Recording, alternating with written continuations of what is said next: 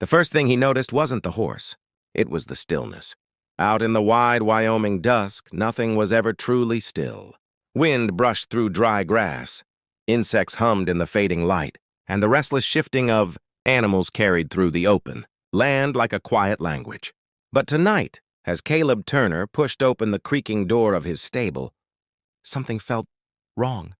Too quiet. He stepped inside slowly, boots thudding against the packed dirt floor. The scent of hay and leather wrapped around him like it always did, familiar, grounding, but beneath it lingered something else, something human. His hand tightened around the lantern. "Hello?" he called, voice low but steady. No answer. The horses shifted uneasily in their stalls, ears flicking toward the far corner. Caleb followed their gaze, lifting the lantern higher. Shadows stretched long across the wooden beams, until the flicker of light landed on something unexpected. A figure, curled in the hay. For a moment, his mind refused to make sense of it. Then he took a cautious step forward, heart thudding harder with each inch closer. It was a woman.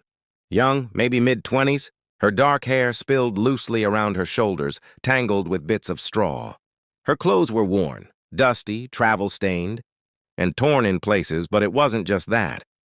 There was something about her presence, something quiet and unguarded, that made the air feel heavier. She was sleeping, or at least she looked like she was. Caleb hesitated.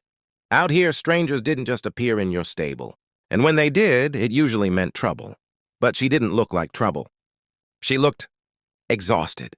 Carefully, he knelt beside her, setting the lantern down. "Miss," he said gently, "you okay?" No response. For a split second, fear gripped him. He reached out, brushing his fingers lightly against her arm. Warm, alive. Relief washed over him, but it was quickly replaced by concern. Her breathing was shallow, uneven. Up close, he could see faint bruises along her wrist and a thin line of dried blood near her temple. She hadn't come here by choice. Caleb swallowed hard. He could walk away, pretend he hadn't seen her. Out here, people survived by minding their own business. Helping strangers, especially ones who carried unknown stories, had a way of pulling you into things you weren't ready for. But as he looked at her, something inside him shifted. Maybe it was the way her hand was curled near her chest, like she was holding on to something invisible, or the way her face, even in sleep, held a quiet kind of pain. Or maybe it was just the simple truth that no one deserved to be left alone like this. He exhaled slowly. "All right," he murmured. "You win!"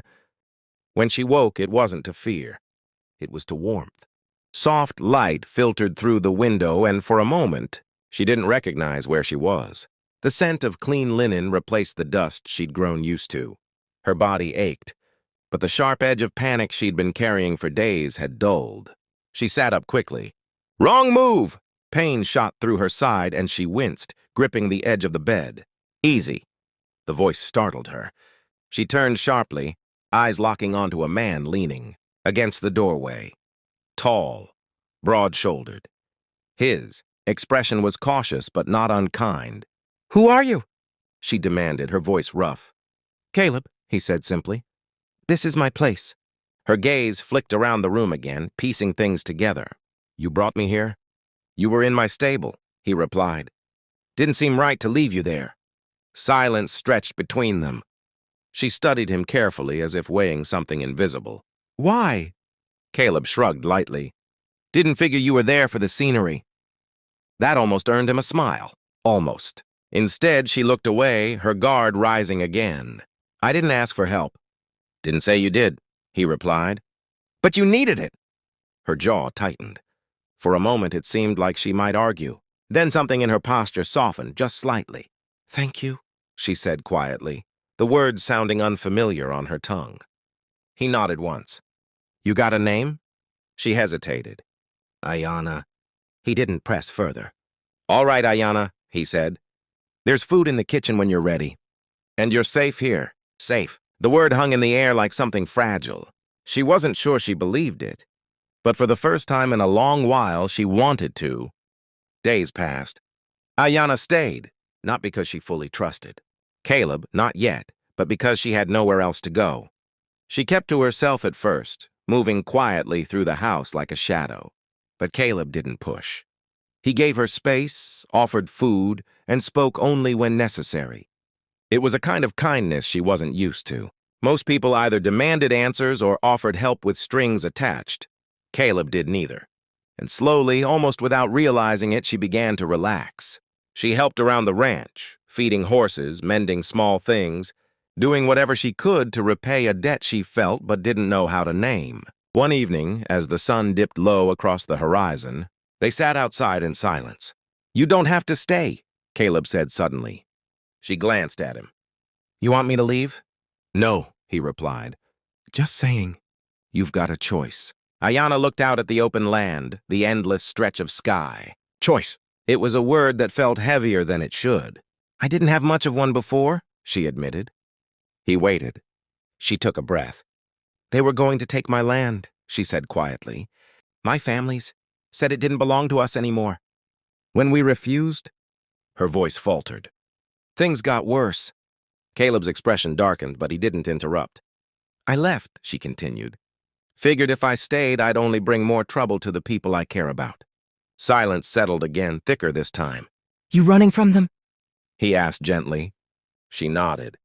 Caleb leaned back, staring out at the horizon. "Then you can stay as long as you need." Her eyes widened slightly. "Just like that?"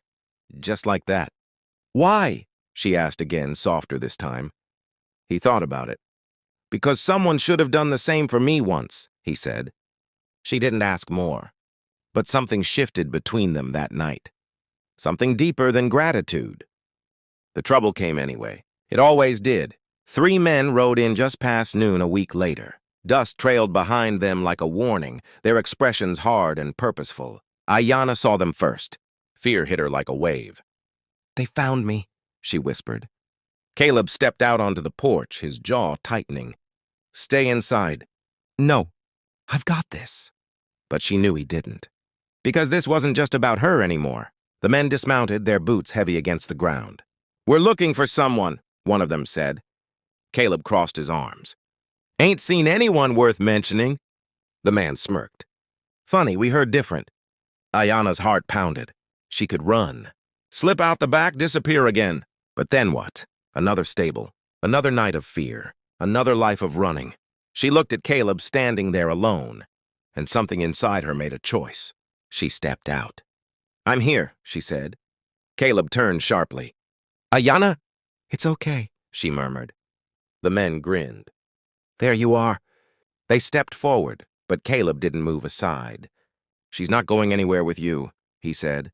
The air went still again. Different this time. Heavy, dangerous. "This doesn't concern you," one of them warned. Caleb's voice didn't waver. It does now. Ayanna's chest tightened. No one had ever stood like that for her. Not like this. The moment stretched, balanced on a knife's edge. Then, Ayanna stepped forward, her voice steady. "You don't own me," she said. "You never did." The men's confidence faltered just slightly, and in that moment, something shifted. Not just in them, in her, because she wasn't the woman hiding in a stable anymore. She wasn't running. She was standing, and somehow, that made all the difference. They left, not because they were afraid, but because something about that moment, about the quiet defiance, the unwavering stance, made the fight not worth it. Caleb watched them disappear into the distance, his shoulders finally relaxing. Ayanna exhaled, her hands trembling. "You didn't have to do that," she said. "Yeah," he replied. "I did." She looked at him, really looked this time. And for the first time, she didn't see a stranger. She saw someone who had chosen kindness when it would have been easier not to. Someone who had changed the course of her life without even realizing it. "Everything's different now," she said softly. Caleb nodded. "Funny how that works." She smiled then. A real one. And in that quiet, sunlit moment, surrounded by open land and endless sky, they both understood something simple but powerful. Sometimes the smallest act of humanity is the one that changes everything.